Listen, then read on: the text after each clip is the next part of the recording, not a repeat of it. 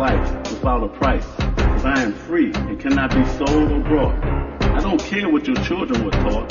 In life, I'm a spiritual warrior, an African ninja, and I don't care if I offend you, because I am here to bend the lie back into truth. No longer will truth and falsehood be strangely mixed. I see your tricks, lies, and manipulation because of your melanin frustration. Because you be tracing my dreams, builders of pyramids and great civilization, and the ultimate in race relations. So therefore, I was never a slave, nor a nigga. You see, I have faith in God, and don't have to see him to believe in him. So therefore, I can't develop a God complex and take everything out of context, like marriages of the same sex. No reproduction, so what's the function? To make up man-made laws gone mad like Nero, your hero, playing his violin as the world burns out of control by those in control with no soul and no passion for the masses. But you can't control me. I'm mentally free. Never was I a slave, nor a nigga. You will never be able to figure me out, because I'm the mystery of ancient and future time, and a long line of masterminds and griots, the keepers of our story. So in this so-called post-racial era, it becomes clear that everything is out of control, as the people with soul are sold a new culture identity without indemnity, as you become your own enemy once again, that the system that hasn't changed as you believe in social equality has been obtained just because of the frame of one African king in a society of Europeans who surround him. Do you think they treat him like the next of kin? Or he's really their friend? Let's look at the Republicans and how they vote. My third eye is open, and I see clearly. It's merely hypocrisy being paraded as democracy for the republic in which it stands. Folks say, can't you see? It's all connected, from the sinking of the Lithuania to the present-day chaos by the Iranians. Man-made pandemics without limits, standing on the verge of total economical plan collapse. And this don't have nothing to do with the Zodiac. It goes a long way back to the Knights Templars of Solomon, who became to learn the elders of lying in wait to implement the next phase of the plan. And they had commercialized the revolutionary slogan, power to the people.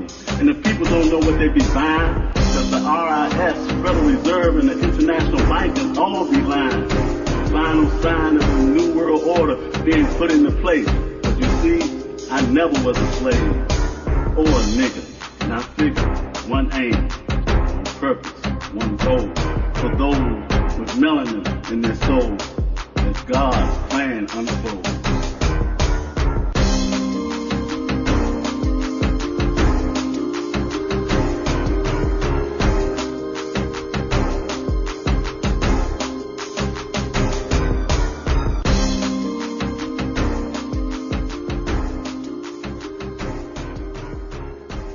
So my guest on the panel today is Sister Kehlani. She hosts the Divine Intelligence Show right here on Inner Light Radio. And I sent her an email this morning with the question that came to me in mind, that she's going to start off and she's going to answer that question for the whole universe and all the citizens that's in it based on what energy had to say to her. Then she's going to share what she offers you and her understanding of Emancipate Yourself from Medical Mental Slavery Day. Welcome, Sister Kehlani. Thank you for joining me today. Peace. Thank you for inviting me today. I really appreciate that, to be involved in the conversation the community is having. It's very important. And yes. To do this on a global scale, the microcosm and the macrocosm it's important to be able to do this, because at this time we have a lot of different things going on, but everyone is struggling with this pandemic. Everyone is struggling through what the quarantine, a year of quarantine, has done to us, especially for those of us who have gone through trauma, whether it be through childhood, early adolescence, or early adulthood. A year of isolation will bring all of that back to your mind, because there's not, even though we're in the information age, these are the things that will come to our mind.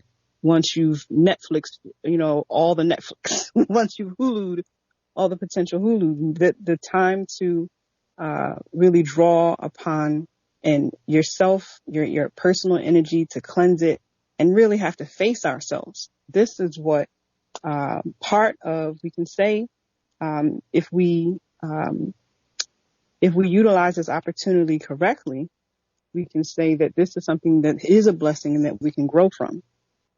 And to introduce myself, I'm going to change how I'm going to introduce myself because I like how you introduce yourself.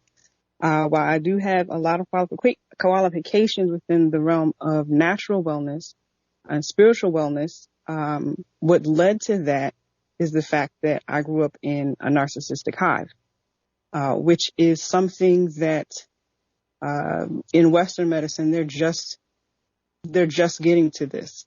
It's a form of abuse which leaves a child to have at least post-traumatic stress disorder, at least, because a child that grows up in a home where there is no nurturing, where instead of having a mother who's nurturing and nourishing and attentive and loving, or a father who is protective and providing, I basically grew up in a situation where everyone is an enemy.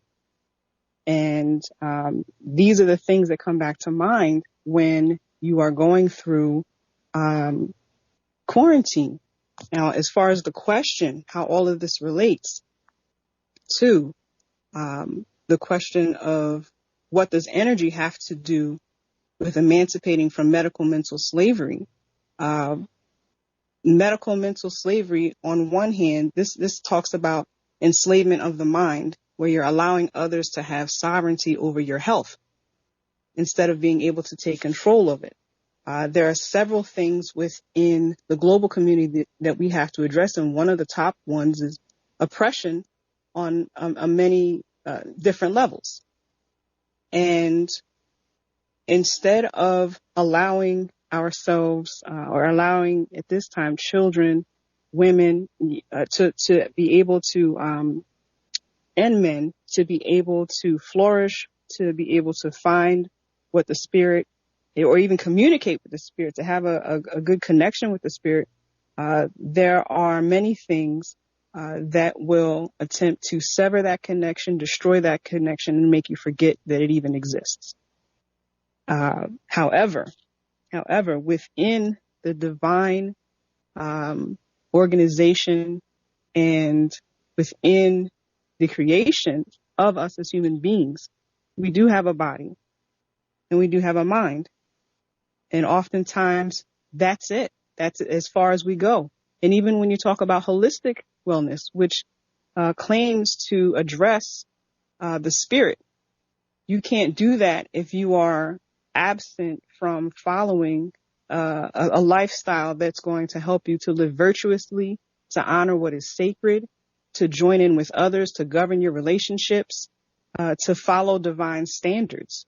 If you're absent of that, then it's really just you're still following your own desires. It could be disguised as higher self and all of that talk. However, if there is not correction within the self, if there is not healing from personal matters of the past, then it's going to be difficult for you to do any type of work. It's going to be difficult for you to grow, for you to have fulfilling relationships, for you to, reach your maximum potential, all of that. Because beyond the body, the mind, and the spirit, you have to connect to divine. You have to connect to the divine, and you have to make sure that whatever it is that you think or feel or do with your body, mind, and spirit, that you're not jeopardizing the condition of your soul. And this, the condition of the soul, within ancient Africa, that was something that was always addressed. You could go to Timbuktu and make sure that, your soul and your spirit were washed and cleansed. This was not, something that was thought to be crazy or wild or, that's separate from your daily activities. No, you bring your soul and your spirit into that. So the idea of, today that you'll just hand over all of your personal authority of having to make sure that you have a connection within your body so that when it's telling you that it's hurting, that it's sick, that it's developing fibroids, it's developing cysts, for us women, that we're, going through, extreme PMS or bleeding for, an unhealthy amount of time, or we're not getting a regular cycle.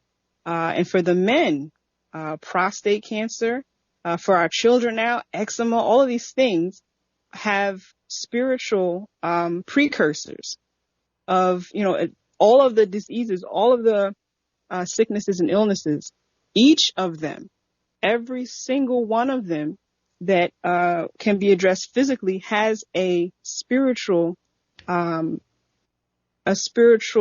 condition that has to be violated, essentially, in order for it to be produced. If you are suffering with anemia in your life, part of that is because there's a lack of love and sweetness in your life, or there has been a deficiency of love and sweetness in your life. So when we talk about energy, love is an energy. When we talk about mental slavery and how we need to emancipate ourselves from that, we need to address the issue of self-love on an individual level, on a communal level, and that has to happen in order for us to actually see real change. So this all goes back to knowledge of self, having self-awareness, having a connection within our soul, not doing things on a regular everyday basis that's going to jeopardize the condition of our souls, and strengthen the connection that we have with our bodies. Because oftentimes if someone is feeling physical pain, they're going to reach for something over the counter, which is only going to sever the connection between the brain and the nervous system, instead of grabbing something that may be holistic, natural, organic, that has a good pH level, that's not going to, cause acute malnutrition within their system, which is exactly what Tylenol, ibuprofen, all the over-the-counter drugs, as well as every single synthetic pharmaceutical drug on the market.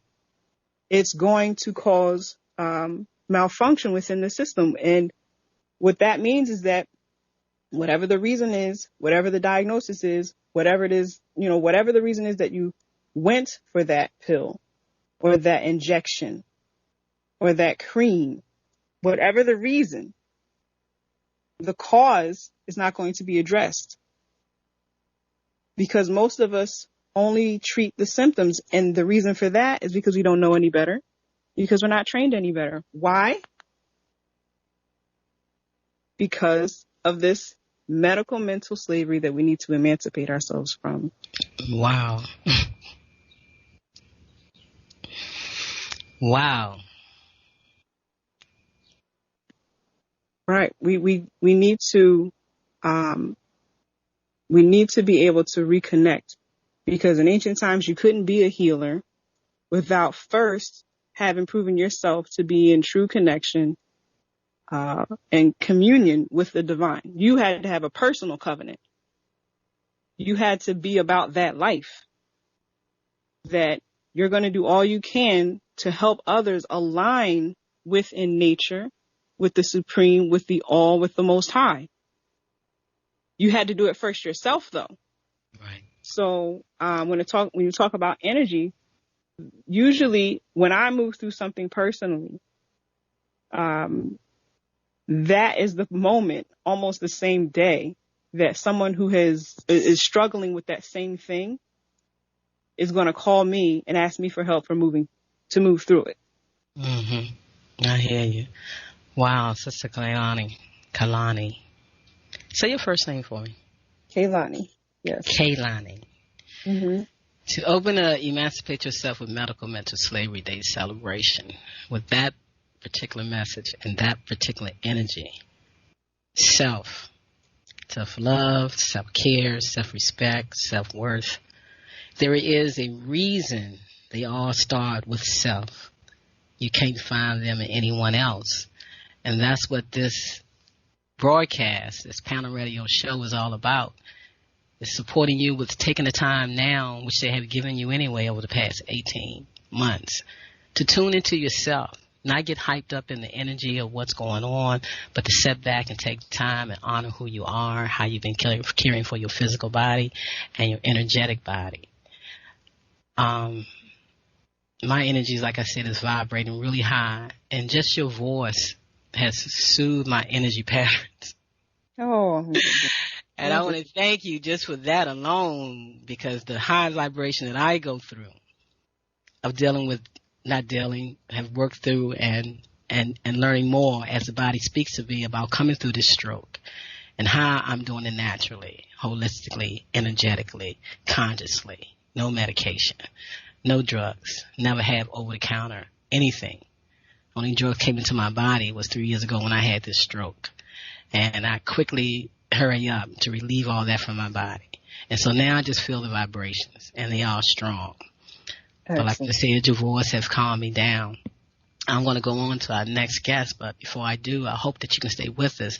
But right now, just in case, I want you to tell everybody about your show and how they can reach you and the love you have for gardening. And then we're going to bring in Kitty Awadu.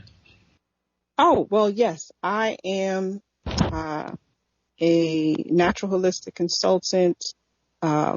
I'm a Sheikha within Al-Islam. I'm a certified master clinical herbalist and naturopath, as well as a nutritionist. So on our show, Divine Intelligence, which is 3 p.m. Eastern Standard Time on Wellness Wednesdays, just before yours, we talk about spiritual readings where folks can call in to get their aura, their chakra, their animal spirit readings. We do Akashic records.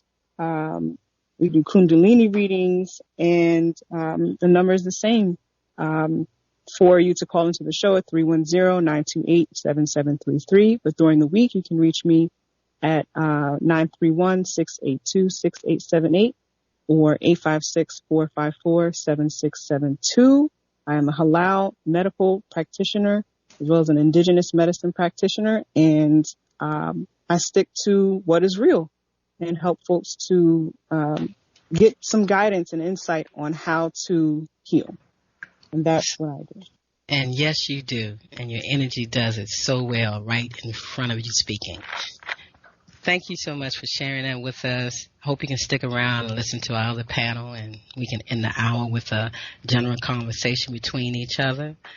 I want to thank everybody for tuning in today. I'm Karen Khadijah Davis-Foulks, host of the Conscious Self Healthcare Conversation Radio Show, live on Interlight Radio every Wellness Wednesday, 4 p.m. Eastern Standard Time. I want to thank you for coming aboard the Friendship Train, family, community, and friends. This is definitely in the mindset of Harriet Tubman. This is the Harriet Tubman ride to healthcare freedom from pharmacide and nutricide and self-stress.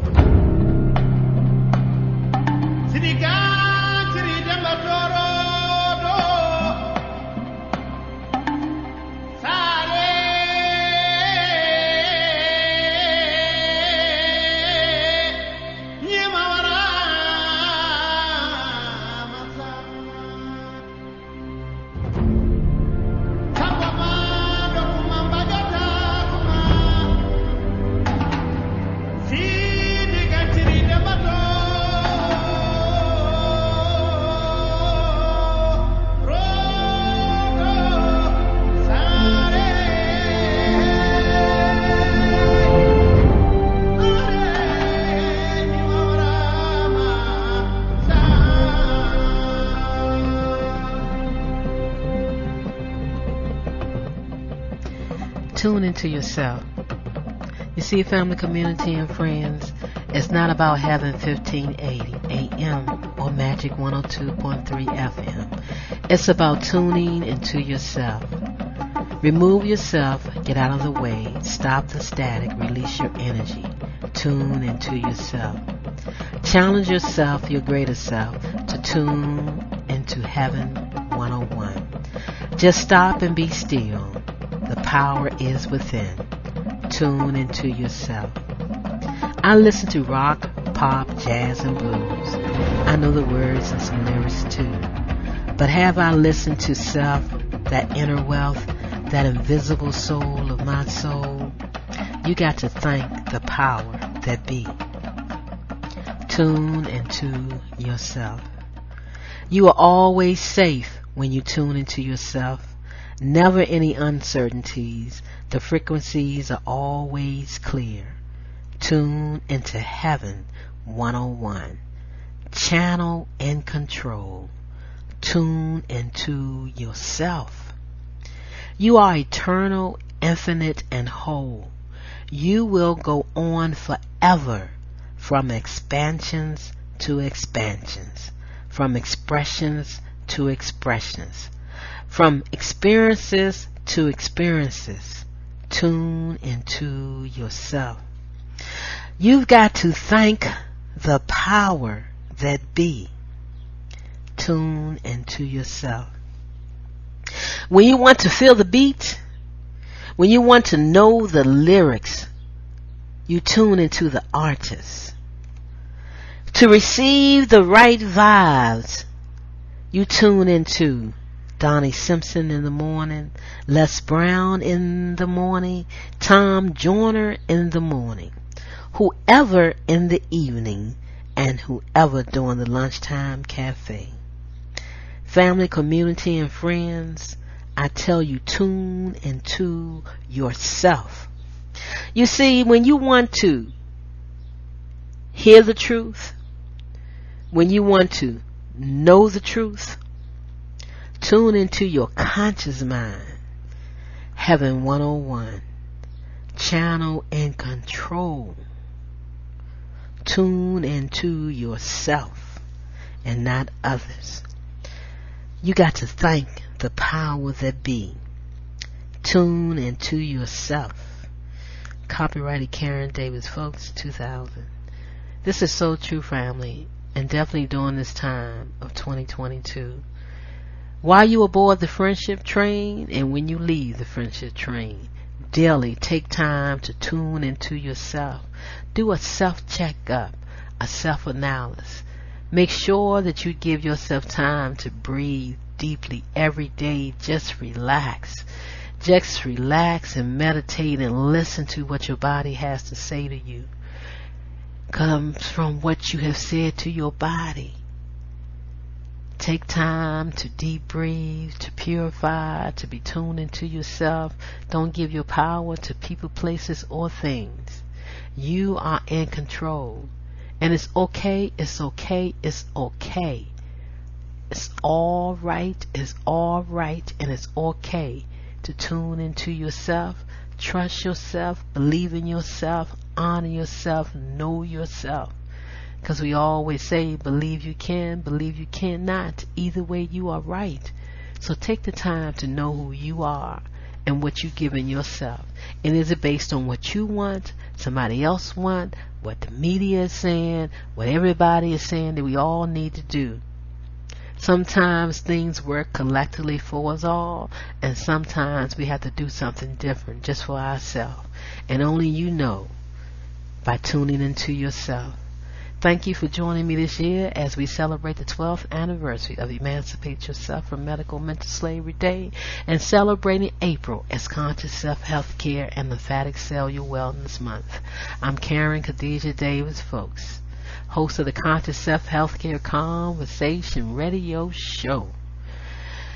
Having everybody understand from the arc of self-healing and self-help that you are your own wellness doctor, and you must tune into yourself and reach a greater level of wellness today.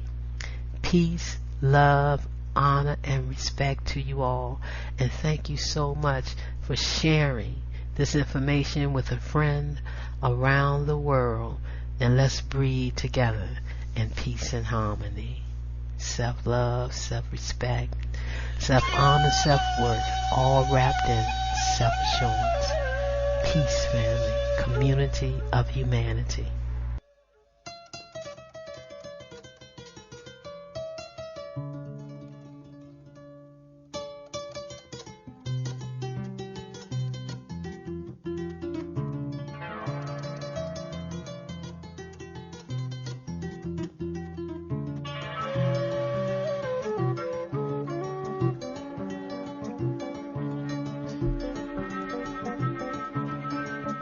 Ayolele Africa, yelitare salvini, olil na bamta dana, dane le nyundo salvini ma.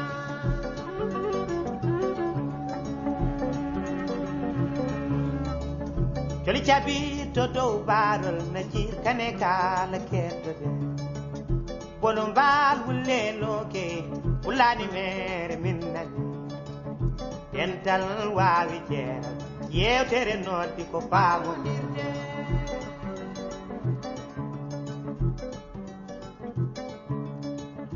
ɓernde woni jeɗowo hakkille woni miijotoɗo darete ko mbaadi ma so moƴƴina ñemde e golle maɗa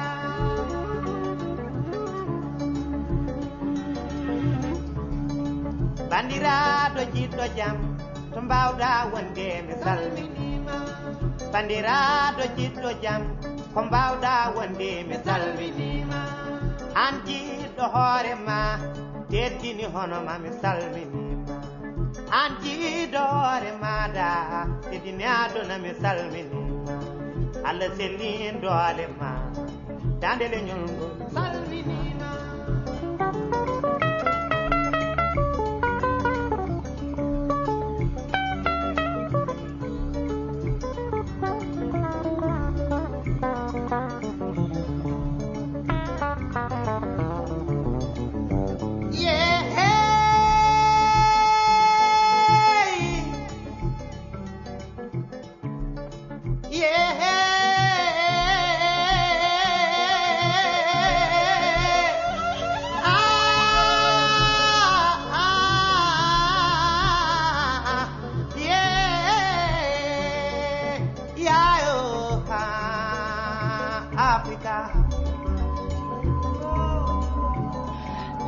Right on to our next guest, panelist, which I'm so very grateful for my energy, connecting with his energy, him always being available to share, to speak with, to get some divine information, some physical information, some direct knowledge on research about what we go through in the healthcare field, agricultural field, and a whole lot of other fields.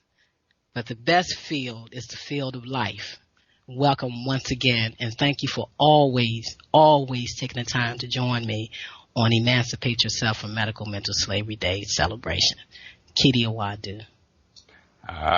Greetings to you, my beloved sister, Dr. K. What a joy it is to be with you once again. Emancipate yourself from medical mental slavery.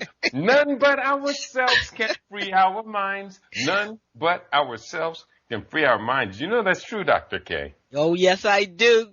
I was so grateful when Bob Marley stopped back energetically and gave this whole day to me, and that's what it's all about. He said, I forgot to tell you a little bit more about that healthcare freedom.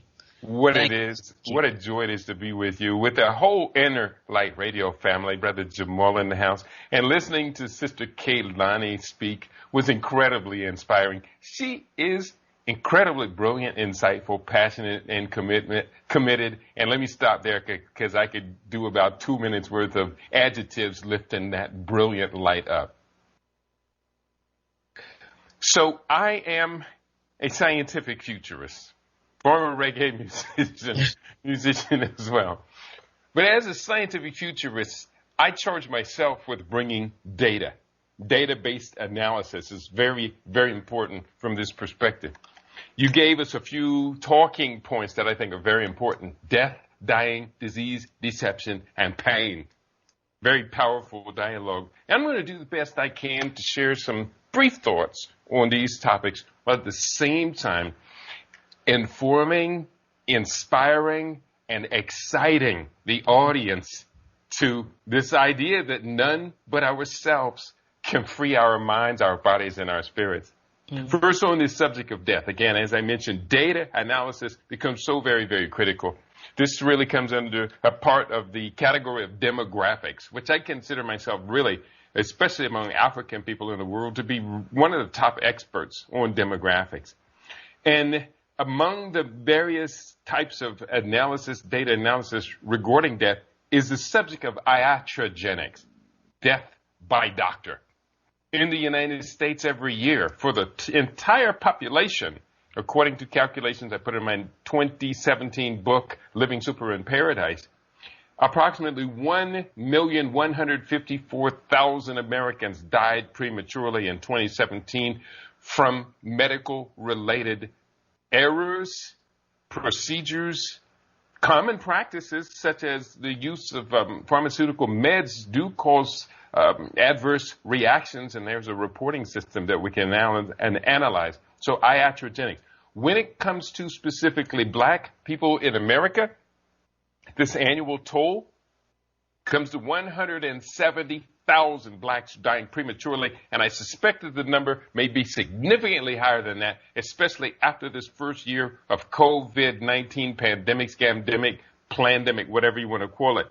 The incidence of death for black people from COVID was 218% that of other Americans, which by the time I published my book on that topic at the end of May, for Americans, our American death from COVID-19 was 4.7, about 4.7, 4.8 times higher than their population representation in the world. So if it was 4.7 times higher for all Americans, for blacks, if you compare blacks in America to the population in the world, we make up 0.61% of the global population, but made up 6.4% of the COVID deaths. So that was grossly disproportionate. So we have to have the ability of examining these epidemiological and data patterns and ask certain fundamental questions. Why are we dying at such disproportionate rate? And then we have to ask the question, what can we do to stop this dying at a disproportionate rate? Even on the cellular level. Cellular death is called senescence, and it's programmed into the code. Cells live for so long, they die, they replace themselves. 300 million new cells coming into our body every minute. So I don't necessarily have to focus so much on cell death, even though I love that research about not only stopping, but slowing down cell death, even reversing cell death. Yes, we love that research. But if I'm building 300 million brand new cells a minute, I then have to ask the question, what am I building those new cells out of? What is the raw material for the construction of new cellular material, and how can I make sure that those raw materials are just as pristine as possible? Disease. I like to begin with this idea of disease with this one powerful word, pathogenesis. Pathos meaning injury, genesis meaning creation. Every time we have a disease, there's always an accompanying pathway of pathogenesis. So if someone presents with an upper inflammatory condition, commonly known as a cold or, sniffles and stuff, a lower respiratory acute inflammation, which might be as serious as pneumonia, when someone presents with some symptoms of disease, we have to ask the question, what is the course of pathogenesis? In many cases, and Dr. Sebi really gave us some great insight on this, it's inflammation. Dr. Sebi said all disease is caused by mucus. Well, I know from a medical scientific perspective, mucus, which is leukocyte material, B cell material, the aftermath of our body's internal fight, mucus is most often caused by inflammation, whether it be acute inflammation or chronic, long-lasting inflammation, the basis of some 200 different diseases we know of. So that makes it real easy for me working as a clinical nutrition, because in the overwhelming majority of cases when someone is presenting with a crisis, I just start looking for the markers of inflammation, and most of the time we find it to be present, even in cases of cardiovascular disease, cancer, diabetes, high blood pressure, and the other top 10 chronic disease killers. So, and the other thing that's very important about dying and disease is we are seeing these patterns of geriatric diseases and geriatric, really diseases and dying in younger and younger populations. So something's happening there that must be understood. Deception. This is where I think coming to understand things, we're constantly having to battle against this beast called deception. And when it comes to living inside of the United States and other advanced Western countries where we form a numerical minority, black people are being deceived on a massive level. I mean, the level of deception is so high that the overwhelming majority of people just can't believe that a government and news media and medical pharmaceutical corporations would lie that much. But Dr. K, I know you know very well. Yes, they do lie that much, so much that it's really hard to believe. Even when you put the facts in front of people, they still want to argue against those facts, although they may not have a countering set of facts that can be verified to put up to counter your arguments. So deception. Dr. K, let me ask you this question. Have you ever heard any of our people say, oh, if I had been back in them days of slavery, I'd have never been a slave. They would have had to kill me. Have you ever heard that? Yeah, I sure have, but I always said I would have been Harriet Tubman. That's right. That's who you are in this time. Well, many times I have to challenge the people that make that statement. I say, we're not about hyperbole, chest beating and posing. We're about, let's be precise about what we do. And then, as you mentioned, in the case of Harriet Tubman, we free ourselves first, and then we go back and we free all who would follow the drinking gourd and go to a place where sanctuary can be found. But how many of these people who said, I would never be a slave, or in the last year and a half, a slave to COVID-19, or a slave to masking, a slave to these tests and these vaccinations, or a slave to the standard American diet? Because in many ways, the slave diet that our ancestors survived on has really expanded to the entire population, and it is a slavery of the standard American diet, let alone soul food as a subset of that, even more damaging. How many are a slave to processed foods, genetically modified organisms, highly processed foods, slaves to medical pharmaceutical drug complex? 62%, and I'm sure it's grown higher than them because it's been expanding year on year, of American adults, 62% of American adults over the age of 20 are on pharmaceutical medications, and at least 1 out of every 6 of these are on 5 or more medications per day. I would have never been a slave. And even among the vegan community, vegan, vegetarian, how many of us are slaves to vegan junk food, highly processed vegan food? The same companies who've been manufacturing food stuff, making us sick for the last 30 years, now they've turned to plant-based burgers that are highly processed, contain genetically modified organisms, glyphosate, contain a whole bunch of different things that the body just cannot digest and process. So deception is something we got to understand. When you believe in things that you don't understand, then you suffer. Superstition ain't your way. I think you know what I'm talking about. Yes. And then there's one more subject you gave us to talk about, and that is pain. Mm-hmm. And the pain is real. And it's not real at the same time. Pain is perspective to a great extent. Even when suffering physical pain, it's not necessarily an enemy to our best self-interest. Because pain and the symptoms of pain are the body's language for speaking to us. And the body begins to speak to us about what's out of balance, what's out of homeostasis in a subtle voice, just not nudging, say, yeah, you woke up this morning, you were coughing a lot, you had to stretch, you had a little pain in your shoulder. And if we ignore that still small voice, then the voice gets louder and the pain symptoms broaden. And the chronic disease, or the acute, what might have been an acute disease, becomes chronic if we do not listen to our pain and give that pain the proper remedy. So please, listen to your body when it speaks to you in pain, and don't follow the Western model by using drugs and over-the-counter medications to mask the symptoms. People have upper respiratory acute inflammation. Well, take something to suppress the cough or suppress the mucus or to open up the passageways. No. Find out, listen to your body. What is wrong? What is out of balance? What is out of homeostasis? And then begin to push things into place that will cause it to rebalance itself. Pain is a good thing, even in a relationship. Because you know, Dr. K, it ain't good if it don't make you cry.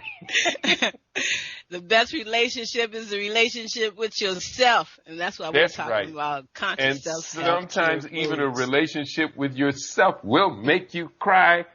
But listen to the tears, and what are they asking you to change so that the tears don't become, they don't wash away your vitality. They become the liquid which nurtures the roots, which brings nutrient into your garden. That's what I'm talking about. That's some good tears, Dr. K. Hey, let's cry right now. Let's get nurture. Let's water our garden. Well, let's do it.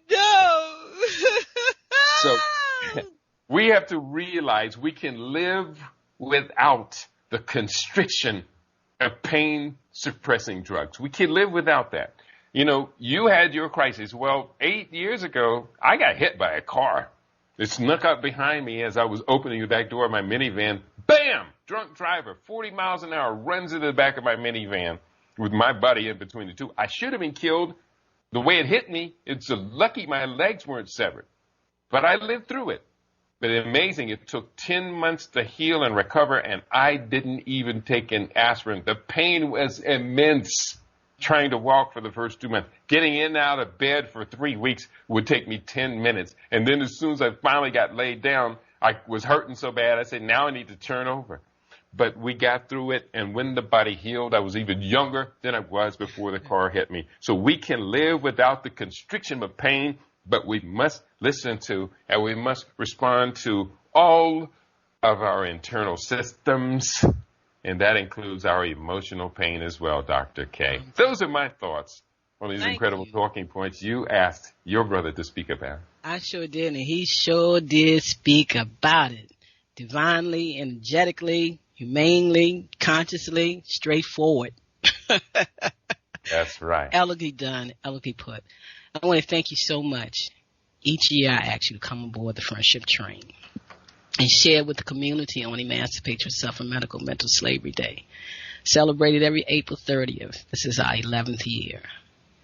I was so honored when energy came to me to do this day and do this month, April, as Conscious Self-Health Care and Lymphatic Cellular Wellness Month, where we celebrate individuals that take care of themselves holistically, energetically, consciously, doing the right thing and sharing the right thing around the world on how to do it.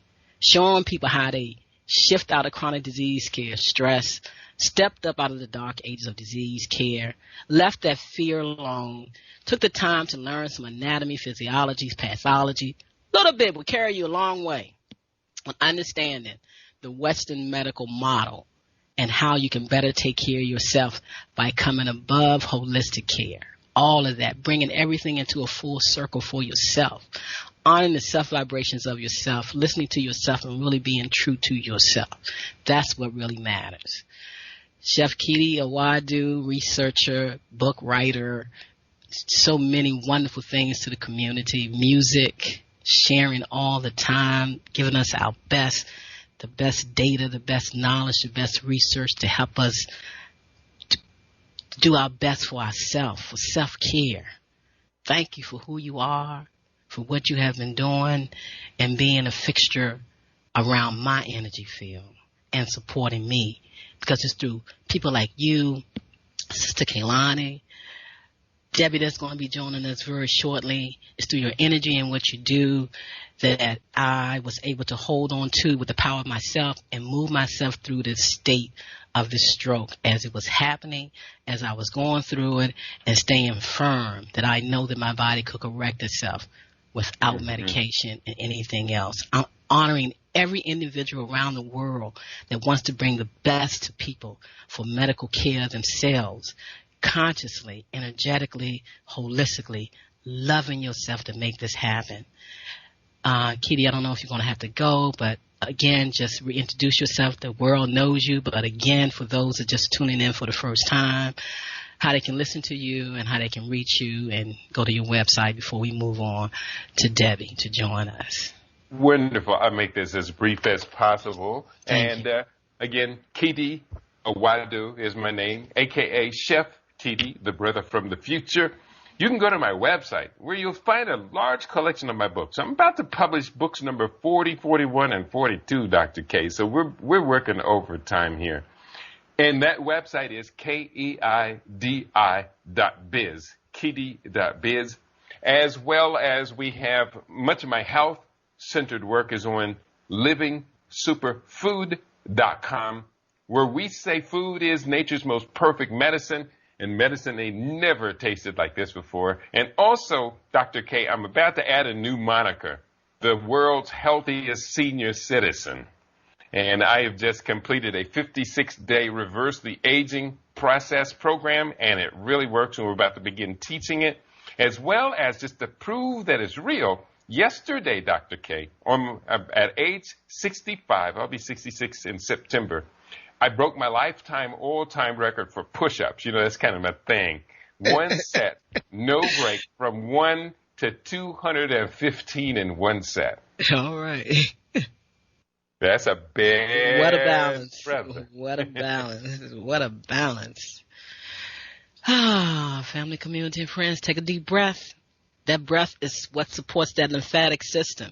That breath, that deep breath, people want to bind it and keep it twined into the immune system, but the lymphatic system make you independent. It's your purification system. It is supported by the breath, and that's why we can't be shadow breathers. That's why we must deep breathe. And whenever we're in a stressful situation and we want to calm down, what do? We take a deep breath and we relax. And we need to stay in that state right now because stress really creates a lot of inflammation in the body. Just stress alone. You think stomping your toe would do it. Keep yourself in that stressful state, and you must relax that nervous system, both sides. Katie, thank you so very much. I just want to discuss a few things with you.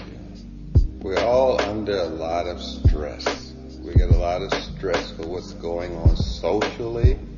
We get stress from the news reports about crime, about murder, about terrorist threats. So we're getting a lot of stress. We get stress from our relationships, our jobs, going back and forth to work, or back and forth not finding work. Either way, we're getting a lot of stress. And there are things we can do about it. We can pretend that it doesn't exist, which will not help you whatsoever. Your body reacts to stress. That much you must know. You hold a lot of tension in your muscles, which can cause your back to be out of line. Stress can cause you to eat things you should not eat. You may have a lovely love affair with McDonald's and other creatures that harm you. Stress can alter your diet. It can have an impact on your relationship.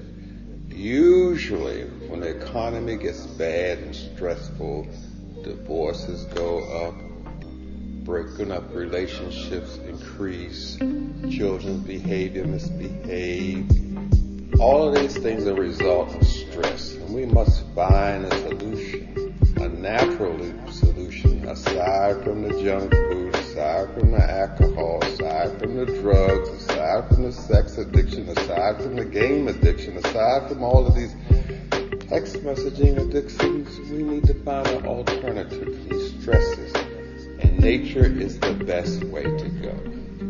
That means you must learn to deep breathe, exercise, do relaxing times in your day, time out to relax yourself and to love yourself outside of the stress. Now, I'm not going to say it cures everything, but it will help.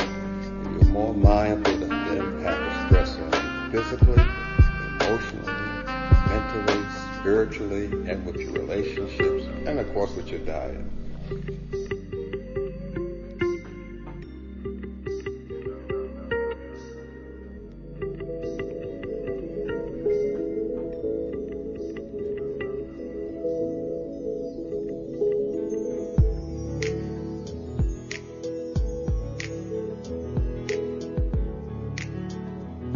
Greetings and good afternoon. on the Emancipating Yourself from Medical and Mental Slavery Day show.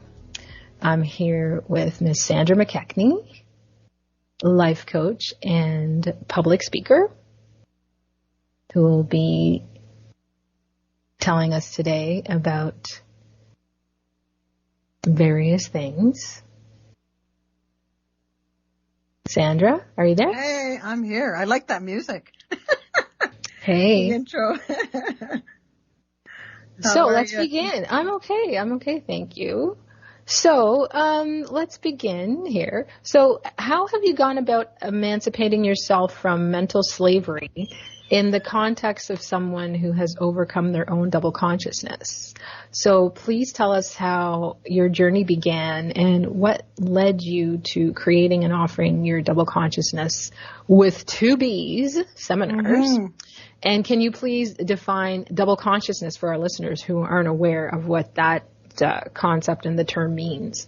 Sure. I'll let you know what it is, what it means really, just simple, in a simple form that people I hope can understand, and then just get into what it means to me and why it's changed my life and why I run trainings, webinars, learnings, let's call them learnings on double consciousness. So double consciousness was honed and coined by W.E.B. Du Bois, social reformer. He was like the calendar boy for NAACP for well over 20 years. He was born in 1888 and died in 1963 and coined this concept. It was around for a long time, right? Psychologists, psychiatrists were using it. But what it means is 2 streams of thought, 2 social identities. I use the peace sign. I hold that up when I talk about double consciousness because there's a gap there.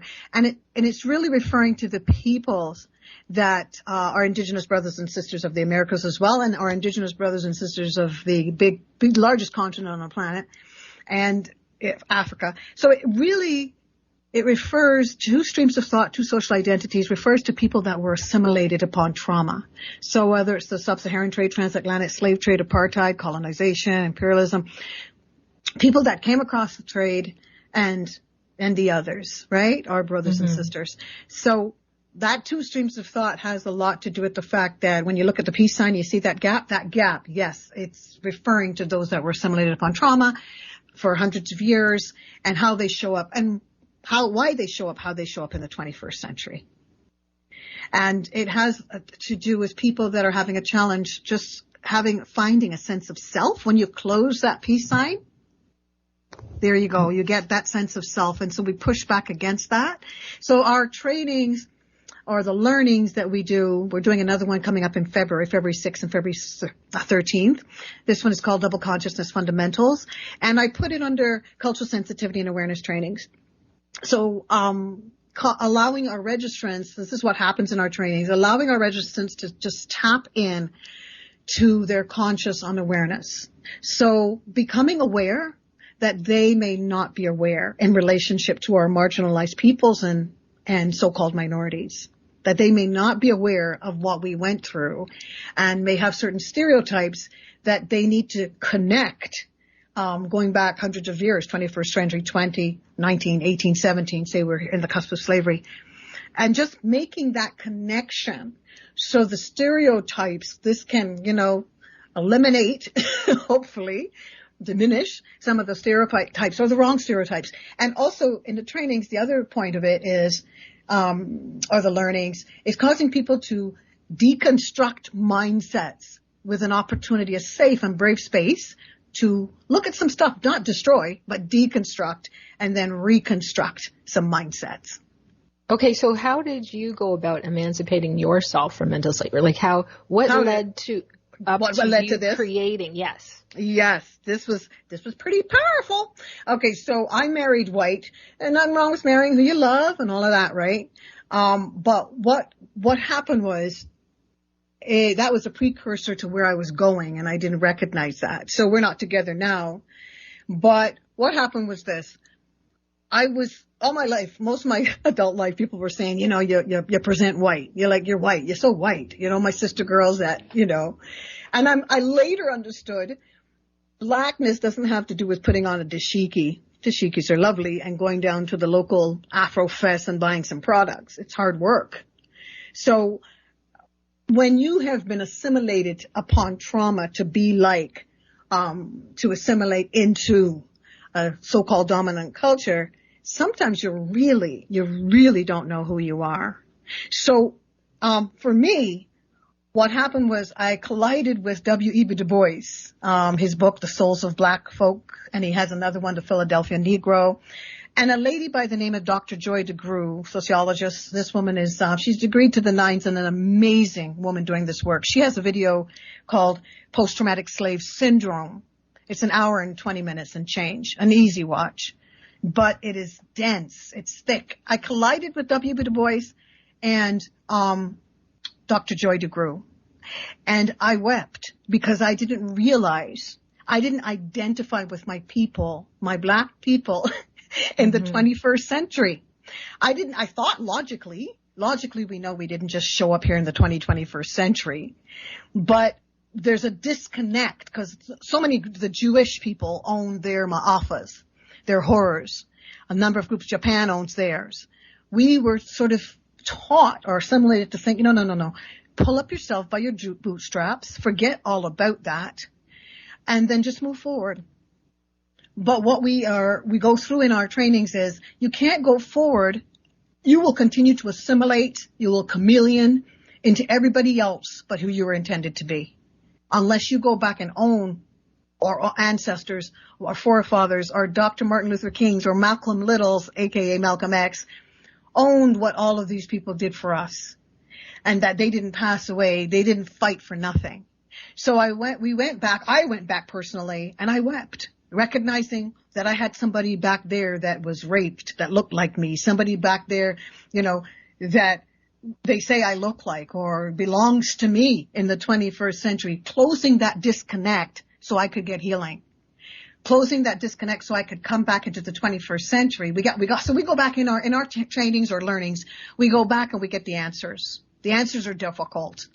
There we have, excuse the bywords, white people, black people, all kinds of people, right. Latinx, we have Islam in the room. A lot of people pass through these trainings. Teachers, they have the educational sector, social workers, human services. People want to understand, what am I missing? I've been told, I've attended, cultural sensitivity trainings, but this is different.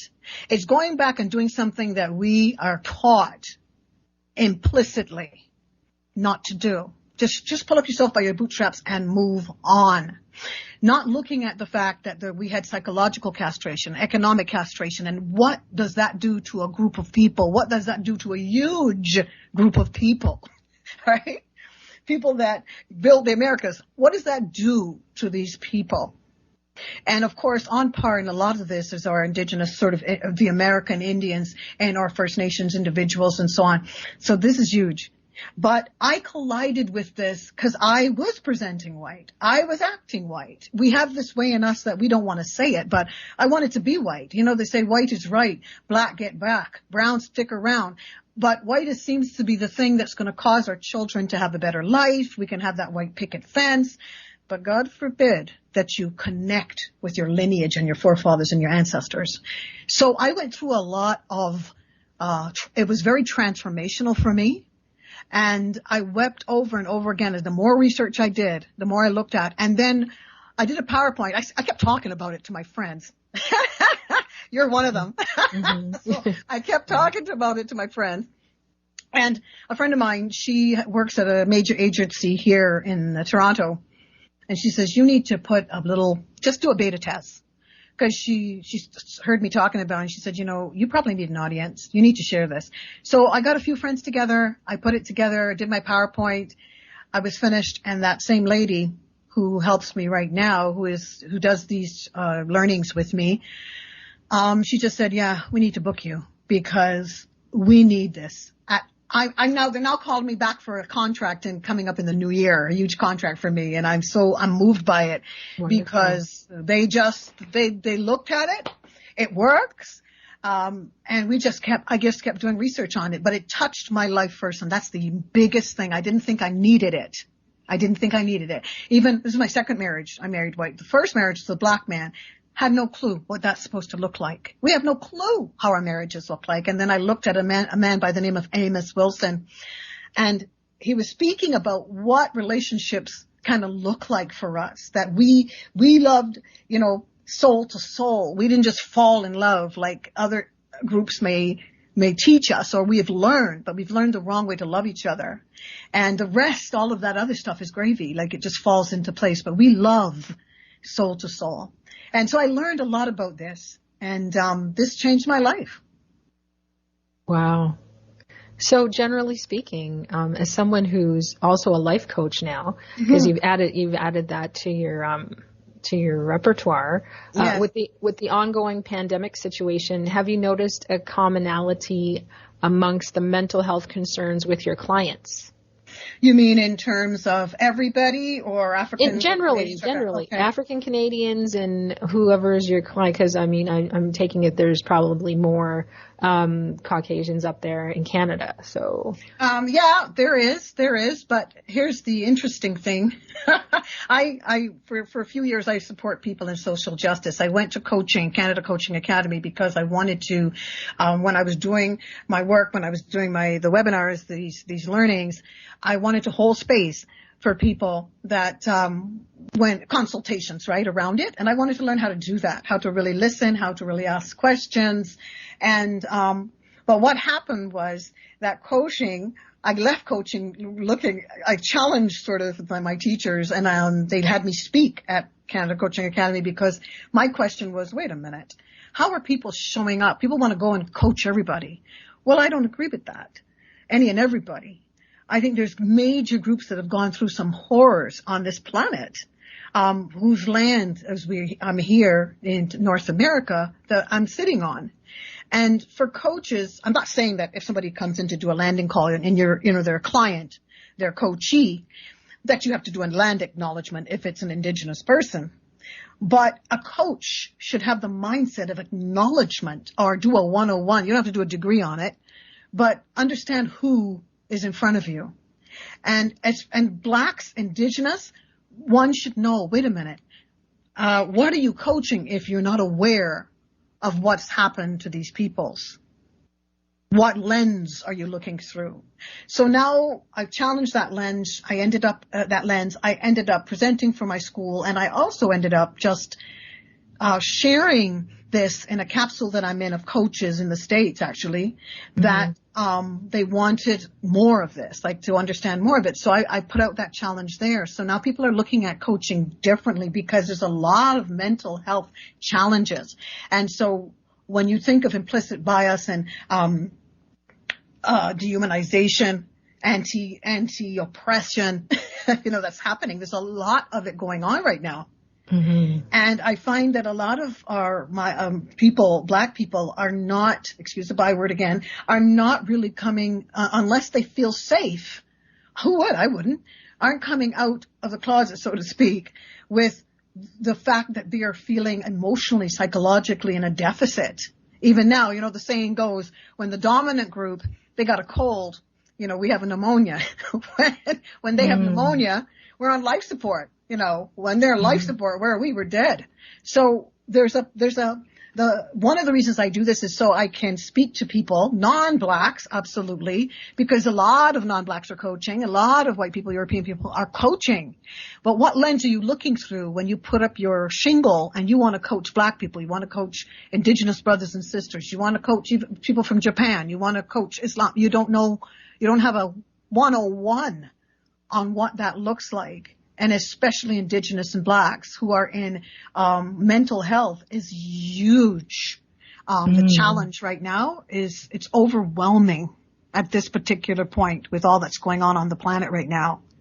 Right. So since you live and work in Toronto, Canada, in your opinion, has there been noticeable changes in how people relate to one another? So would you say there's a sense of community? Because you mentioned the Indigenous, the Japanese people, and is there more of a segregation, or would you say there's more of a cohesive, people are unifying? Mm-hmm. Well, in Canada, that sort of thing, that implicit sort of thing, that anti-oppressive kind of spirit that lingers around is very sanitized, right? So you're not getting people saying anything overtly, like explicit, bias, but you certainly are experiencing, like somebody I'm supporting right now in coaching that's going through some social justice issues. This is huge. The way that this thing is so implied, you can't put your finger on it, but you know it's there. So it calls our people to be more hypervigilant even. There's a lot of stress here in terms of job loss, a lot of issues we've had consistently. Economic castration, academic, psychological, a lot of challenges. Mind you, we got people out here doing wonderful things, making good money. But in terms of these areas of oppression, especially when you get, a lawyer came to me as I was supporting a particular person, another person, because I went all the way to an arbitrary situation, all the way to arbitration. And the lawyer took me aside because I could not believe the pushback. Master psychologists sometimes I think we're dealing with in these arenas, but I couldn't believe that this lawyer said to me, this has not changed. It's almost like, changing the furniture around in a room, putting on a new coat of paint, putting in some mirrors. It looks bigger, but it's the same size, really. Nothing's really changing here. The policies, the acts aren't facts. People are being dehumanized all the way to arbitration and, fighting for jobs. And you have to prove harassment is so hard to prove. So I'm looking at, when you ask me that question, and I think right now it's very, very sanitized. That's the word I can use. How that looks, it looks really sanitized. People are going through a lot right now. And coaches are necessary, especially, but I say they're only necessary for you. I niched myself though, Roxanne, because my thing is what do I do? Cultural sensitivity and awareness. So a cultural awareness, anti-bias coaching. That's my niche, and I will coach anyone. But I want people to know that this is specifically why I'm here, so that anybody can come. So I'm talking to everybody. It's, blacks. It's not putting it out, say black people. No, because we started this together, right? Right. Well, way back in the time warp, I wasn't there by myself, right? Yes, I didn't bring myself to this point where, of dehumanization, but we can take responsibility for it. But what I'm saying is, coaches on this, in this, because of this particular topic, it's so necessary for us to have the right mindset first before we go in there to support other people's lives, and we don't know anything about them. Right. So, in your opinion, where's humanity in general heading? Like, where do you think we're going right now? Wow. That's a big topic. I find that because I'm around people now that I know who I am, and I have such a affinity to my group, I have a care for all of humanity. I'm noticing faith is a big issue right now. Connecting to our forefathers and what they believed, believing in faith, our God, trusting, having the right attitude. The spirit of a man will sustain his infirmity, but a wounded spirit who can bear, having some certain principles, even in how we're directing our children in this time of distress. There's a lot of people. I spoke to somebody this morning, and people are in distress out here. Emotional and psychological distress. So if you did not have an area of faith in your life before this, and you did not have people in your life that you could discuss the values and the virtues of humanity as we believe as a people, it was fundamentally intended to be. I see people are falling apart out here. Like seriously, psychologically, people are fractured out here more than ever. I have a number of people that are working in social service field, and you would not believe how much people are right now throwing their hands up and said, I've had enough of this. Somebody this morning, I've had enough of this. I'm done with this. Let this be over. Well, you may have had enough of it, but that doesn't mean that things are going to change anytime soon. So it means that we have to be, I love this inner light radio. That's what we have to have. We have to have some inner light right now. So that we can spread some love out here and strengthen people. And we can do it. Those of us that can, you look at, I've known you for how long? And I just love you because we've been you. through some stuff together. And even right now, I feel like I can do that with you. So strengthen your friendship, strengthen your relationship.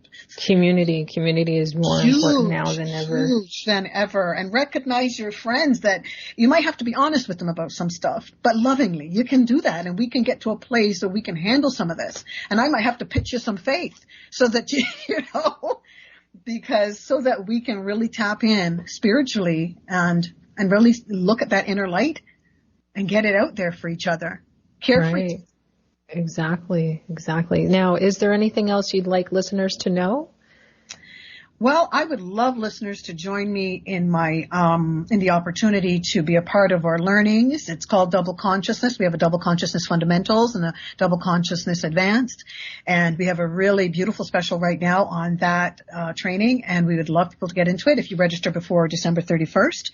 It's less than half price, but we would really love people to join it, not just because of the training and the price and monetizing it, but it really is a fabulous training. You've been there, girl. So, So please let listeners know how they can contact you and what other services you can provide. Okay, I would love people to join me, to just send me an email at doubleconsciousness@gmail.com. So it's double with 2 B's, double consciousness, all small, @gmail.com. And, I'm also a certified life coach, and I'm also singer-songwriter. We've connected with that over the years. That's kind of a core part of us as well, right? So that's what I do. I also have a book. I'm part of an anthology, and it's called The Rising Eagles. You can get that at Amazon. The Kindle is out at the moment, and I would love people to go and look at that. It's a fabulous book, and I think it's actually a book about overcoming. It's called The Rising Eagles. Would love you to be a part of that too. Wonderful. So thank you for your support here today and participating on Dr. Karen Davis-Foulks, Emancipating Yourself from Mental and Mental Slavery Day show on the Inner Light Radio, the healing frequency. It was my pleasure. I thought it was great. Thank you. Thanks very much. You're welcome.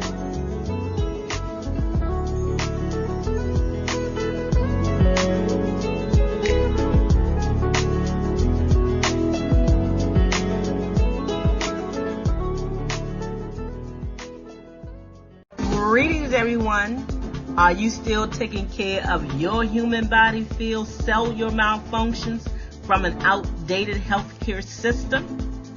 Why not shift out of chronic disease care, stress, pharmaceuticals, vaccines, and surgery, and step up to energetics, epigenetics, and quantum health and healing with me? Step up and take control of your health journey. I offer you one free human body field voice scan from your computer or phone, instant access to your scan results, and more free quantum health information.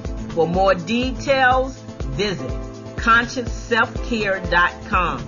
consciousselfcare.com. Or call Karen Khadijah Davis-Foulks, 202-248-7749. Yes, it's time to be your own wellness doctor.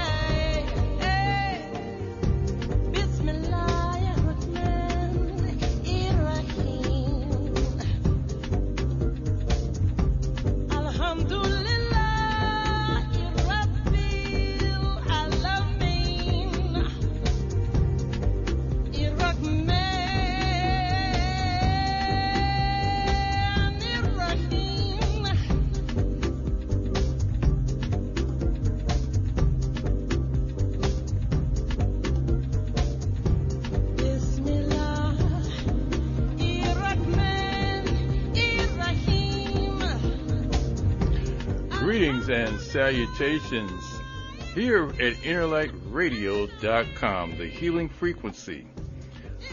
We want to invite all of you to stay tuned for this segment in the Emancipate Yourself from Medical Mental Slavery Day, provided to us by Dr. K. Really appreciate her giving us this segment. And in this segment, we're going to talk with a spiritual teacher, a healer, a metaphysician, a herbalist, someone that many of you already know or should know of, and that's none other than Dr. B. Serious. Dr. B has been a friend of mine, my goodness, for almost 30 years now, and we've had a lot of discussions over the years. And today we're going to talk about a whole host of issues as it pertains to where we are today. Now, it sounds simple, but we know there's nothing simple about where we are today. Dr. B. Serious, I want to welcome you here at innerlightradio.com. Good day, man. Glad to be here. Glad to be here. Glad to have you. It's really my honor and pleasure. We don't get enough time to do this over the years. Obviously, everybody's gone on their own journey. When you were here in the Southern California area, we had our weekly programs, and it was very easy for everybody to sit down and get in touch and break bread and brainstorm. So it's really my pleasure and honor to have you here today. Dr. B, again, you're an herbalist, you're a spiritual teacher and guide for many. You're a nutritional specialist, historian, so many different disciplines that you really specialize in. So I thought you would be the perfect person to have this conversation with about really where we are. But before we get to that, I want to put this right at the top. Go ahead and tell us a little bit about yourself and, of course, how we can contact you. I want to get that out the way because we're going to dive in deep after this.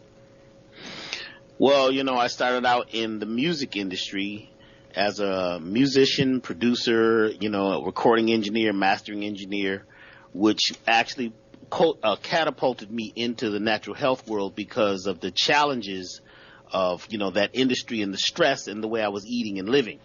So I was, faced with a serious, health challenge, which I was given not long to live. And that made me go figure out how to find, who I was, find out who I was and find out what medicines, foods, and activities would actually, help me grow. So that's how I got into the natural, health industry, working to help myself and then my family and then those in the entertainment industry, ultimately. So that's how I got started. And, I'm a co-founder of Elevation Foundation for Abundant Life, which is also elevationtime.com, elevationtime.com. And, we offer natural health, research information, subconscious. We help to work with people with their subconscious to reprogram that because that's what's creating most of our habits. And, and that's why we're ill is because of the way we think and the way we feel about life. So also I'm a master herbalist. I've created, many, formulas and, products for companies and for our own self. We have our own line of products which are readily available at elevationtime.com. Okay, fantastic. So right off the top, I guess before we really dive in deep, I want to give us, at least offer you a chance to give us an overview of understanding where we are today as humanity, as the planet, as a people, the ages that we have experienced, meaning where we've come from, where we are currently, where we're going, and history. If we don't understand history, I'm assuming we really can't gain clarity about things that are going on today. So from your vantage point, where are we, Dr. B? Well, we're actually at a great place because we're piercing through the veil. We're going through the clouds that actually will begin to bring us into this new age. We're in it, but, the realization of it is another thing because we still have some of the vapors of the last energy, the iron age or the rust age, I like to call it. But there's a thing called the sidereal day, the star day. The great year, the great calendar, which is 26,000 years. Actually, it's between 24 and 26 because it kind of, nothing in nature is exact. But that calendar is the calendar that is used to really quantify where we are. And where we are right now is a very special time because we're in what they call the springtime of the calendar. We're awakening. New life is beginning.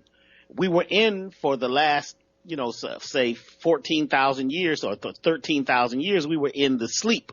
We were in what they call the fall of man or the dark time.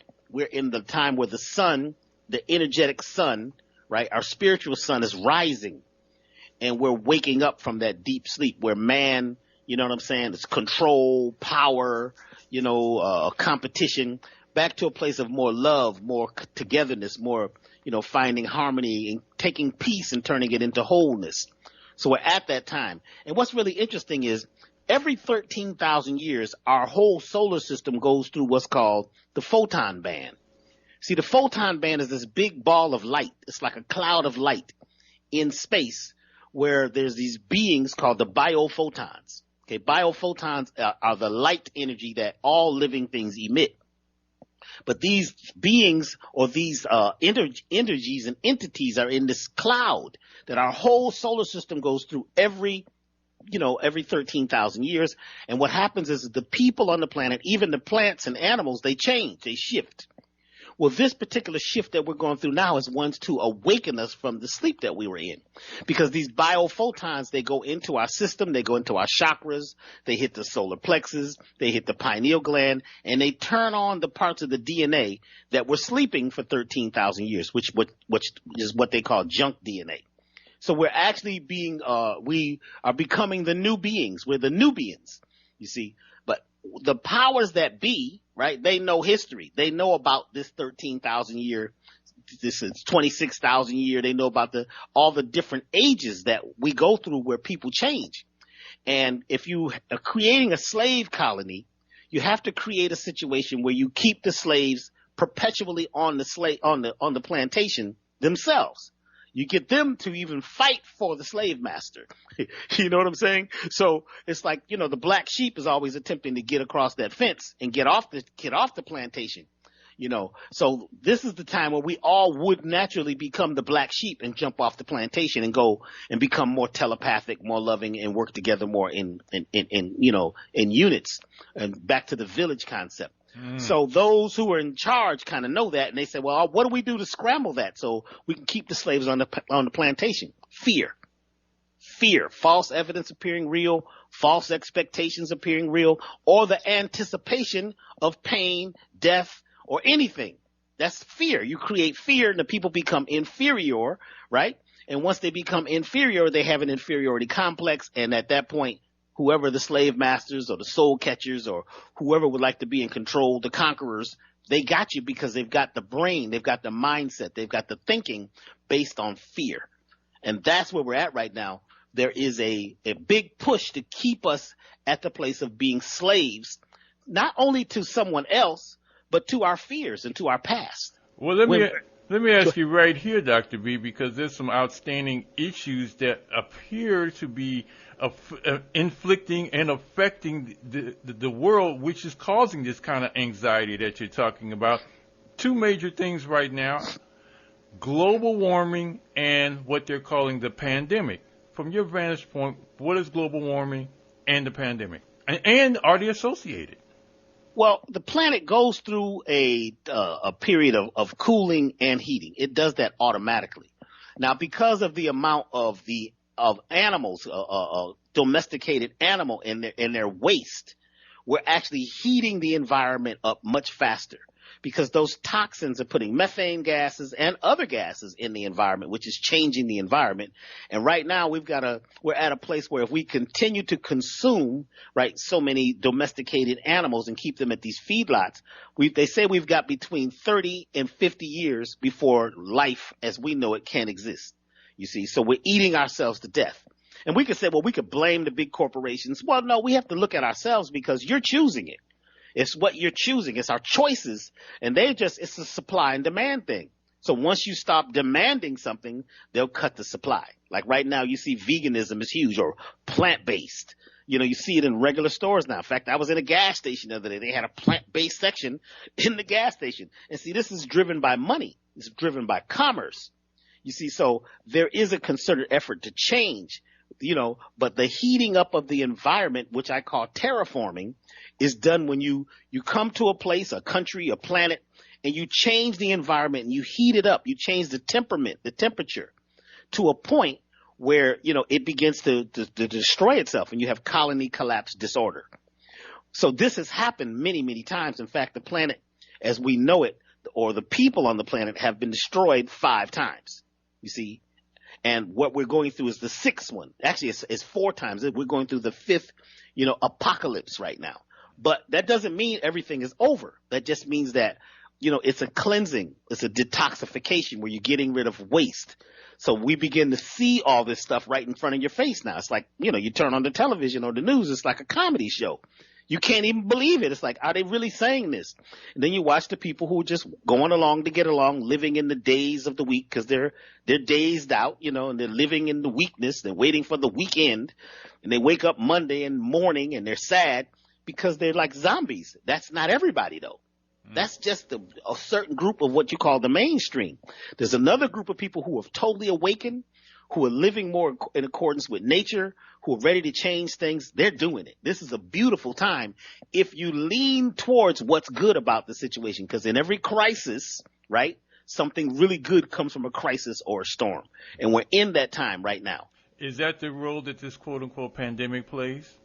Yes, it does. And somebody told me the other day, they said, well, I think this whole thing was manufactured. I said, whether it was or not, it's natural. He said, what do you mean? It's natural for one group to want to control another. It's natural for wolves to need to eat deer. That's natural. I said, but what is happening is that it's also naturally causing people to choose, which is a beautiful situation because we become sometimes too complacent, too comfortable, feeling that things are, it's like we're spoiled. It's going to be this way tomorrow. No, you've got to figure out new ways of living, new ways of eating, new ways of looking at your day. So this situation is actually pruning. It's pruning, it's what they call it, the wheat from the tare. Who are those who are really ready to change and do something different? And who are those who are just living in fear and just going along to get along? Dr. B, as an herbalist and a naturopath, what are the issues that you would have with the Western approach to medicine and healing? Well, a Western approach to medicine and healing was based on natural. It was based on herbs. In fact, everything was. But now it seems like it's based mostly on symptoms, treating the symptoms and not getting to the root problem. So if you're not getting to the root problem is getting worse. So you can make more and more drugs that you can control and patent, right? Something that costs 2 cents to make, you sell it for, $1 million or whatever. You know what I'm saying? It's like diamonds, diamonds really don't have much value at all. It's one of the most worthless stones, but because now they made it a diamonds, as a girl's best friend. And, if you really love the person, you've got to buy a diamond. So you buy into it. So it's like, it's the metaverse, you believe in it. It doesn't really exist. It's like the Monopoly game. It only exists on the board. So the mindset of people is what gives value to something. You see what I'm saying? So modern medicine, right, is you don't need to feel pain. I just finished watching this show called Dope Sick, and it breaks down this Oxycontin thing. It's really, really a good series, and it goes through the whole how Oxycontin got big. And I'm saying, well, this is like crack and the rest of the things that are going through, black and brown communities. But the difference is this was Caucasian people. And Caucasian people, they were dying. They were getting sick, and they still are, because of this smart drug, which, if you don't take enough of it, you're going to feel more pain than you did before. You know what I'm saying? And the same thing with modern medicine. It's about scaring you. It's not about, I was taught for a little while by a Chinese doctor in downtown Los Angeles, and he was about 80 or 90 years old. And he used to say, when our clients come, they could have cancer. We'll never tell them they have cancer. We'll tell them to drink some tea. We'll tell them to exercise. We'll tell them to go make love, go walk by the ocean. He says, you never tell them what the worst part of it. You give them something else to focus on. See, once you have an outcome in your mind and a destination, you're going to go through pain, you're going to go through trial, you're going to go through tribulation. If that outcome that you have is strong, you stay crystallized. See, this is called the Christ consciousness, because Christ consciousness, Christ really means crystallized imagination. Once you are crystallized on a goal and you become the captain of your vessel, right, then there's going to be challenge. There's going to be, pirates on the boat. There's going to be, icebergs out there. Well, modern medicine is looking at a person who is not the captain of the ship. They're not in control of their body. They don't know how their bodies work. They'll eat anything, and they never talk about, even like in the pandemic, right? They never mention anything about nutrition. They never mention even an orange. Eat an orange a day. Because that may go down and begin to treat or work on alleviating the root cause. And the root cause, right, for a lot of us is habits. What we chose to eat, eating the food from slavery. You see, the emergency of slavery, you had to do certain things. But now that emergency is over, but you still have the mental slavery. So you still, eat what you call soul food. Originally, soul food was food that, fed your soul, instead of something that catches your soul and, clogs your blood vessels and creates diabetes, high blood pressure, and all those things. So modern medicine's thing is fear. It's based on fear. It's based on symptoms, alleviate the pain, make it look like it went away. It's not based on true love and true caring, and this is why those pharmaceutical companies are so powerful, because people don't want to feel anything and they want a quick fix. Right. They're not ready to do the real work. And those who are ready to do the real work are the ones who become the captains and the leaders and the chiefs of the new world. In keeping with the theme of this segment and the program today, Emancipate Yourself from Medical Mental Slavery Day, what are some of the basic steps we can take to heal ourselves and to maintain good health? Number one, each time the seasons change, you detoxify.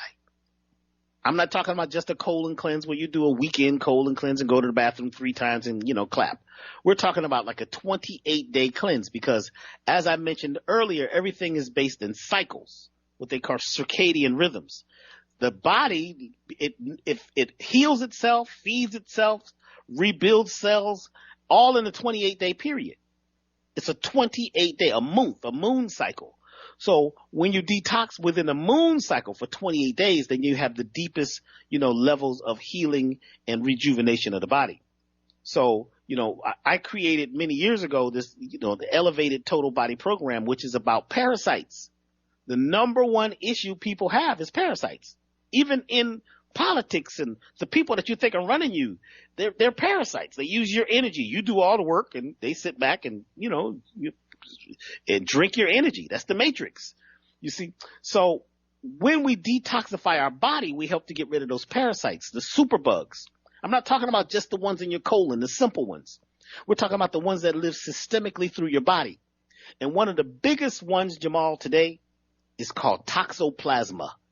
Toxoplasma is called the mind control parasite, because it gets into the amygdala, right? That's the part of your brain that helps you process, right? Process fear, anger, your emotions. It also helps you deal with your perception of things. When this parasite is living in the amygdala, right, it controls your triggers. They show you something on television and all of a sudden you're scared and upset. Didn't even happen. They didn't come to your door. Nothing happened. But it keeps you in a fear-based mindset. You see, if the people are in fear, they're inferior and they have an inferiority complex. So this parasite, right, it starts off in a cat's brain and it gets in the cat's poop. When the cats poop, mice, right, mice and rats eat cat poop, which I know it sounds weird, but they do. When they eat it, they get the toxoplasma, the larva of the toxoplasma. It goes to their brain, and then the mouse or the rat doesn't even think it's a mouse or a rat, so it never runs from the cat. So it's like it's the cat. The cat just walks up to the mouse and eats it. Oh gosh, okay. Because it can't think on its own anymore, because it's got this parasite. You see, so toxoplasma got into the feedlots, because if you go to the feedlots, there's nothing but cats and rats. Why? Because it's poop and it's trash. You see, this is like one of the most unhealthy places probably on the planet, a feedlot. So I asked the farmer there, or he's not really a farmer, he's the director. Why do you let these rats in here? He says, well, what do you mean? He says, you can't stop rats from being here. Rats can come in, and wherever there's rats, there's cats. So all over the ground you have feces and all this mess from the animals, and it's just deplorable. Well, in that is toxoplasma. The farmer tells me, he says, Well, yeah, they get a little toxo, they call it. They get toxo, they got toxo brain. That's why they don't run away. It helps to domesticate the animals. They will not run away. I'm like, what? He says, yes, toxo. And he also mentions, he says, I think they used to get it to the military back in the day. He says, what would make you cause you to run towards a bomb or run towards gunfire? He says, you're mixed up in the head. That's toxoplasma. I'm like, whoa. Look up toxoplasma. And this is what they say 70 to 80% of the people have toxoplasma. It's not just because you have cats. It's because you live in a society where you're eating foods and you're living a life that's toxic. So toxoplasma is controlling a lot of people's minds. So we figured out, many years ago, along with Dick Gregory, I worked with him for many years, and we said, we got to go after this toxoplasma. How do we do it? So that's when we created this special systemic program, which is a 28-day program, which works to detoxify the body totally, you see, and rejuvenate the body, not just cleansing, but also put nutrients back. But one of the main things is to help to eradicate toxoplasma and other parasites that are actually controlling our daily activities. In keeping with that, in terms of injecting good nutrition into the body, at this point where so many of us are now questioning the virility, if you will, of the food that we eat, are you of the opinion that no matter how good we eat, whether we're a vegetarian or a vegan, we need supplements of some type?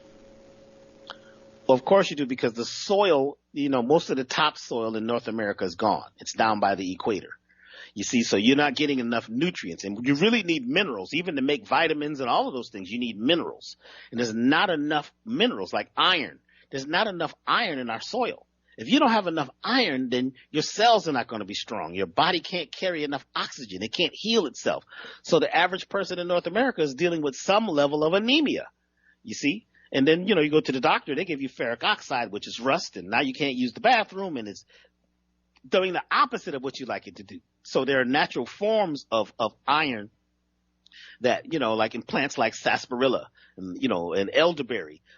But it's true, you've got to get a supplement, because even the food, if it's organic, I don't care if you're vegan or raw or whatever, you're still not going to get enough of the nutrients that your body really needs, especially if you're above the equator or below the equator. That's going to really make your body, be at its best, so we can live a long, healthy life and stay viable. You need certain minerals. Okay, fantastic. Got a couple of more questions here. We're just about out of time for this segment. And again, we appreciate Dr. K giving us this time doing this special Emancipate Yourself from Medical Mental Slavery Day. The big questions of the day, Dr. B, for so many of us: vaccines and we'll call it the juice. In the event that one has the juice inside of them, give us your recommendations and also just your perspective on vaccines in general. I, in all my years and all my studies, still don't understand what a vaccine truly is and what's really in it. It's a mystery to me. Now, I do know that there is a group of plants called vaccinum, which it seems like this is what they're attempting to do. These vaccinums are berries like blueberries, elderberries, bilberries. They actually give the body the energy electrically. They're very small. They're superfoods. They're dense and have all of these super nutrients, which supercharges your immune system. When do they come? Spring and fall. Spring and fall. You have these berries. And these berries actually become, your protection. They become a part of your immune system. They've got a lot of the vitamin C's and the quercetins and the zinc and all these things they're saying to take. They're in the berries. So that's, to me, the natural vaccine, you see. So I'm not sure technically, even as as an herbalist and as a scientist, what they're talking about. So I don't even study that. I study what's natural. We've been here for millions of years without that. How did we survive? And the doctor told me one day, he said, well, Dr. B, herbs don't work. I said, why don't they work? He said, because there's been no human trials. I said, well, people have been taking them for millions of years. They weren't humans? He says, not really. And I thought about it. We weren't humans. Humans are man-made slaves. We were people. We were tribes. So we have to kind of go back to what we naturally ate, how we naturally lived, and realize that our emotions have a lot to do with our immune system too. And if you're living in fear, right, you got the virus of the mind. The virus of the mind will take you out quicker than anything else because you're living in fear. And see, when you are in fear, the blood flow leaves your internal organs. It leaves your digestion. It goes to your peripheral arteries. It goes to your legs. It goes to your arms. You're about to run because maybe a saber-toothed dog is after you. You're going to run. But the fear that we get every day, which creates post-traumatic, slave syndrome or post-traumatic stress syndrome. Now we even have complex post-traumatic, stress syndrome because you're getting new things hitting you every day. That shuts your immune system down. You can't be, if you're in anger, if you're in fear, if you're in sadness and grief, your immune system is not working. It is only working when you're in joy, when you're having fun, when you're really feeling good about life, when you're when you're in the orgasmic state. Let me tell you something. Your immune system comes on big time. But people are in the opposite of that. We're living in the whole dystopian thing. It's the worst thing that can happen. Oh, the world is never going to get back to this. The world was never natural. The way we lived was not natural, even though it was normal. We always have to change. So to boost our immune system, we eat naturally, love naturally, instead of talking about the problem so much, we should spend 80% of the time talking about solutions. Once you are solutionaries, right, all of a sudden your immune system begins to work correctly. But if you're a security guard 24/7, like I remember in California, right, a lot of those fires were started by firemen. Why? Because they wanted to be firemen and there was no fire. So they had to go set one so they can get that adrenaline rush. And they run back to the firehouse and lay down like nothing happened. And they got a timer on a fire. They set up a timer. Because a lot of times when you live in that security mode, you live in fear mode, you live in struggle, what are you going to do without it? So my question is to a lot of people who are angry and mad about the system. If everything was like you wanted it, what would you do? They can't even answer because they've been in stress for so long. So the immune system for the average person is done. That is your pre-existing condition. The pre-existing condition is fear, the way you think, the way you live. And you're not seeing situations the way they really are. You're seeing it through a very funny lens. So you get that movie They Live back in the day. You watch that movie, put the glasses on. It's a whole nother world. If you could see what's truly happening. This is a shift, whether it's natural or not. If we cast blame and all that, then we don't have power. It is us that need to change. What we eat, how we live, how we commute, how we communicate. All of those things are going to shift this world. Yes, there's going to be less people. But what are you going to do with your life? You got to be the captain of the ship. And you've got to find love, peace, harmony, and wholeness. Well, and that leads me to our very last question for today. How should we prepare for what comes next, a world after the pandemic? Well, right now we should be collecting seeds, collect organic seeds so that you can start planting things. Even if you're in an apartment and you have a little pot, plant seeds. We need to be pulling together and finding the people who are not living in fear. Talk and communicate. Get off the internet with some of this talk. Have secret meetings again. Create sacred societies maybe again. Maybe get a greenhouse if you can. Learn how to grow. But cleanse your body, detoxify your body every time the seasons change. Every time the seasons change, you have to detoxify your system. Otherwise, you're never going to be at peak performance. Your brain is not going to work correctly. You will be sick. And you will end up back at the modern medicine, surgical table. There's going to be something that comes up. I mean, everybody, you can't live forever anyway. But we're no longer living even where we should be, which is 120 to 150, years. So those are the things that we should be preparing for, and love, and get off the news and never mind what they're talking about. And here's my question. When have they ever been truthful? When have they ever given you absolute data? They're always giving you what they call relative data. If you understand what relative data is, that's not the facts. It's just a small group that they tested. And then they make a chart and make one line red and one green, and you get scared. Oh, my God, this is the science. No, there's a big difference between science and scientism. Scientism is like a religion. It's a belief. It's all based on theories and theorems. Even a virus, a virus is mystical. They don't really know what a virus is. Just like they don't really understand fire totally. They don't understand electricity. They don't understand gravity. They all disagree, right, on what gravity is. Gravity, the thing that holds us on the planet. So all of a sudden now they know all about this one thing. They don't know. They're guessing. They're trying it. And then you become the beta tester. They're testing it on you to see what happens. You see? So you have to go back to grandma. What did grandma say? Eat right. You see, mind your own business. If you ain't got something good to say, don't say nothing. You know what I'm saying? Say a prayer before you eat. Take care of yourself and your family first. You see, those are the things that we have to do now. We have to kind of go back and grab, the things that we used to do for millions of years that have worked for us. We are the people of the planet. But those of us who are lost and turned out, you watch the show Lost. They never got found. Gilligan's Island. They never got found. They never got off. Even when they got off the island, they decided to go back.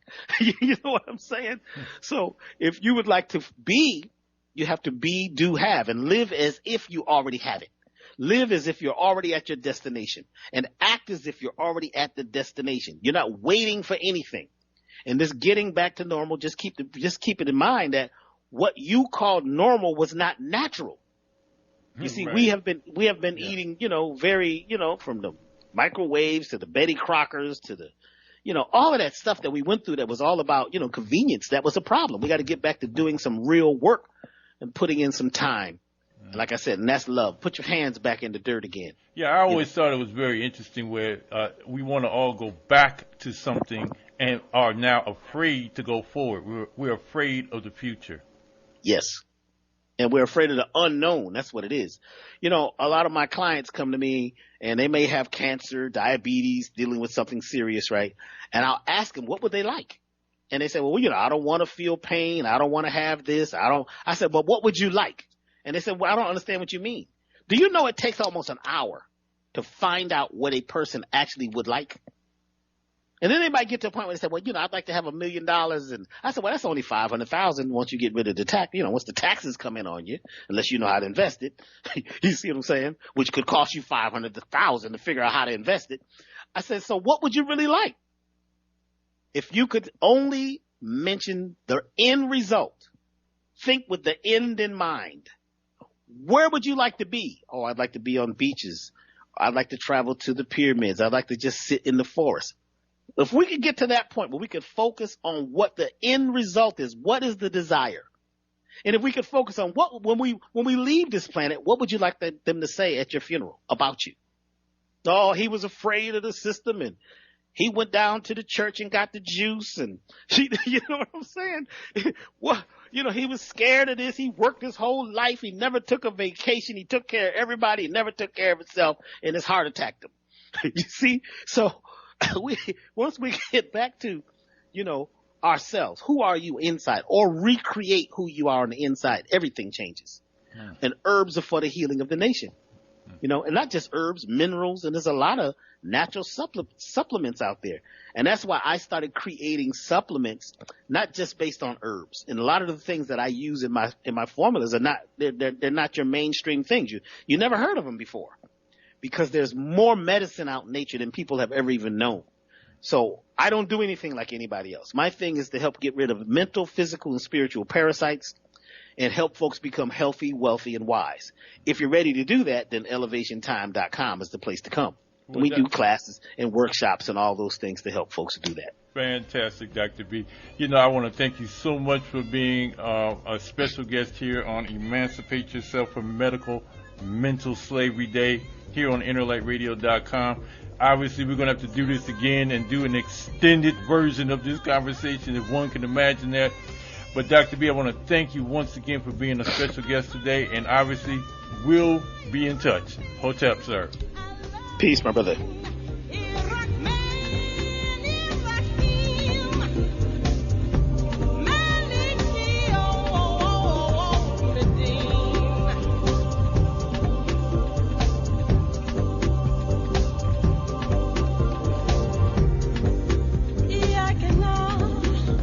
Wap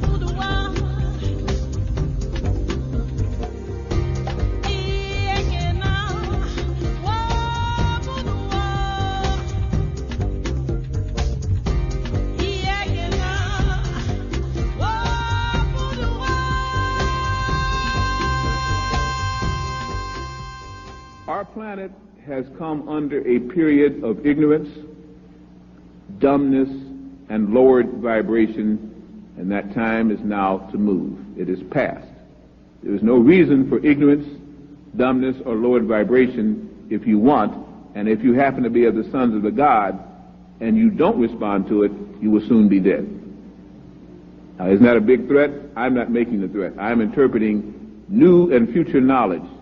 As a metaphysician is supposed to, you have to find out whether you can agree with it or not. There is no truth until you decide what truth is, and each person should find that truth out for his or herself.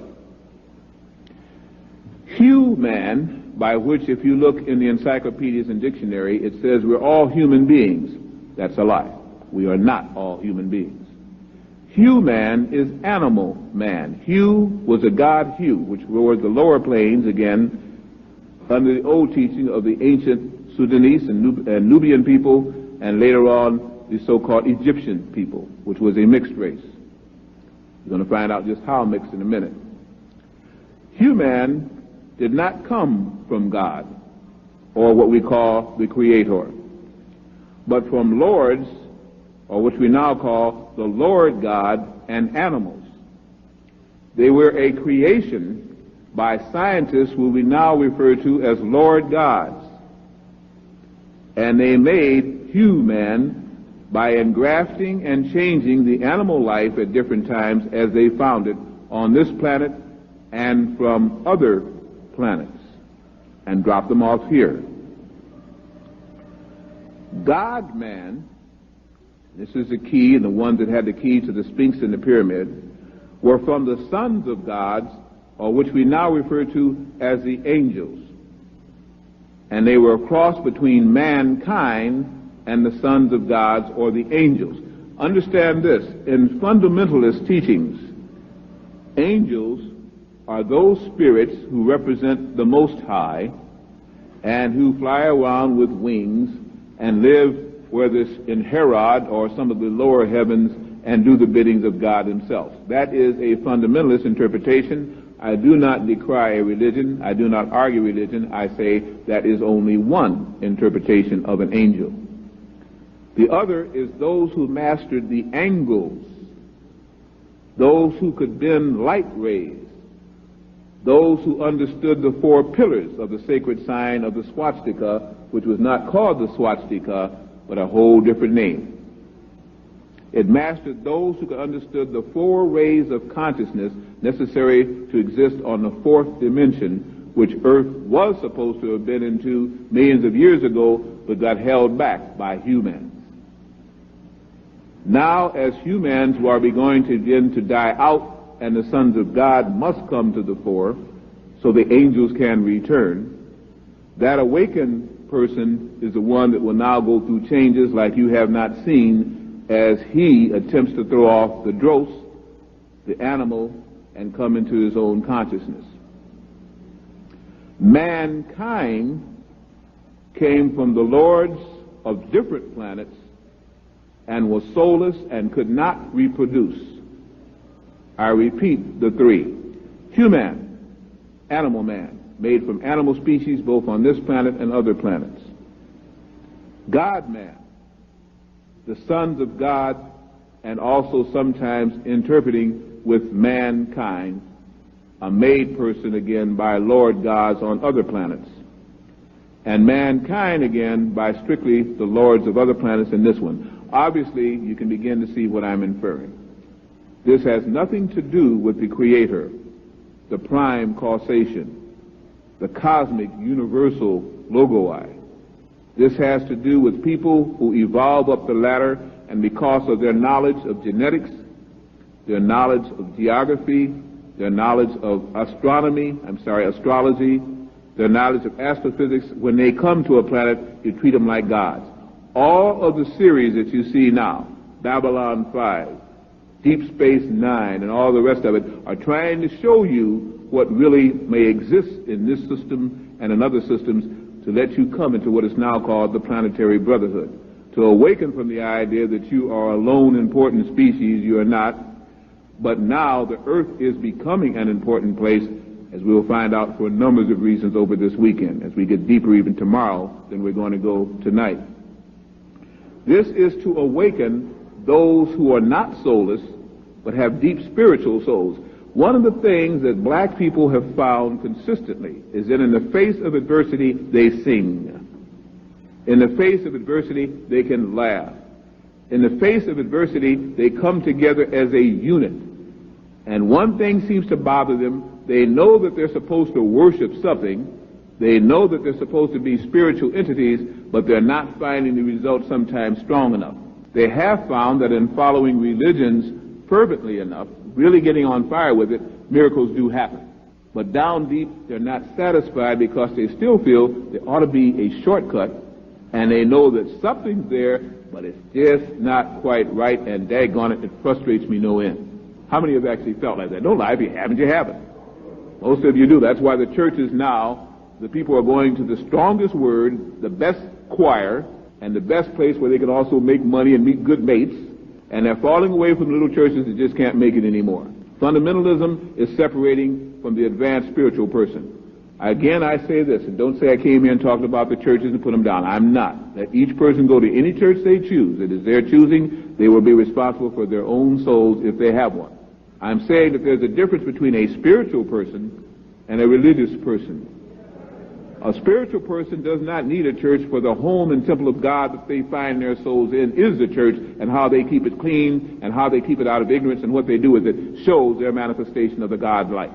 For the other, they need a religious fervor and constantly reminded because they do not have quite the soul that is arisen to the point where they can again manifest the Creator within them. So they constantly have to remind themselves as a herd come together to give themselves the strength to carry on. That is changing. That's why you're going to find the church being attacked like never before, and leaders in false churches falling like never before, and that's why the Falwells and all the rest of it, and you find them like little animals attacking each other, each one pulling each other down, and the congregation suffering from it. Because man must learn he does not have to go to a church, he is the church.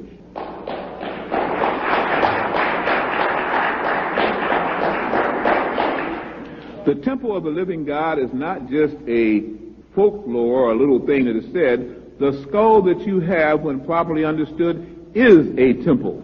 It is so full of potential power and glandular interest there that the best way that the ancients could show it was to build a pyramid and say that that is the skull of man, and then show him the difference between the Sphinx and the others that walk the life. Why is it you think that when Napoleon and the Grenadiers came out onto the Giza Plateau and they saw the Sphinx looking negroid in all of its glory, they went crazy and blew the nose off by sending 19 shot rounds into the nose and then coming back and climbing it and pickaxing at the nose, and now they act like they don't know what the Sphinx used to look like.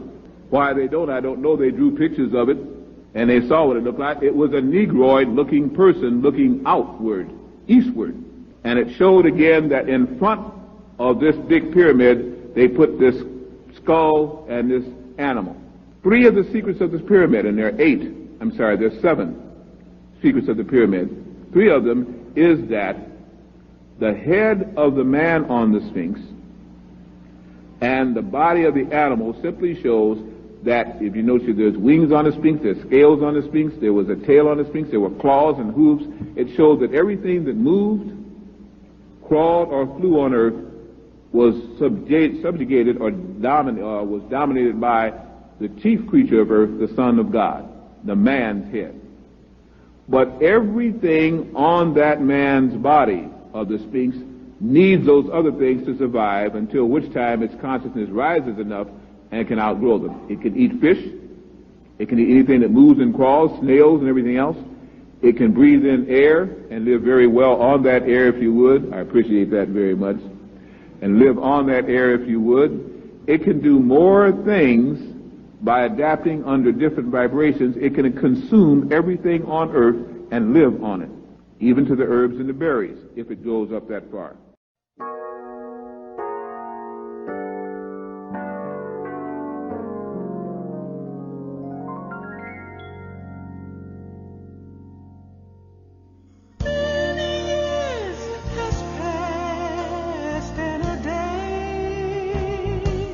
Still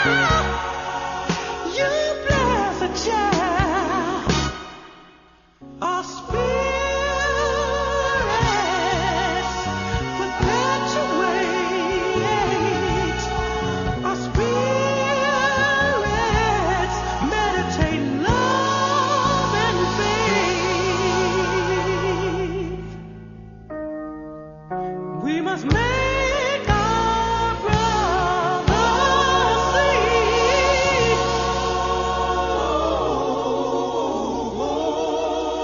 that the light is He shining on you and me,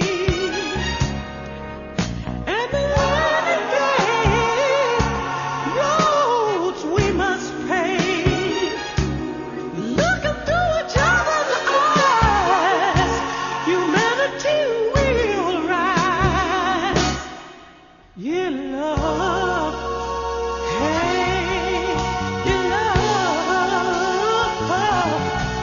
Yeah, love. Yeah, love.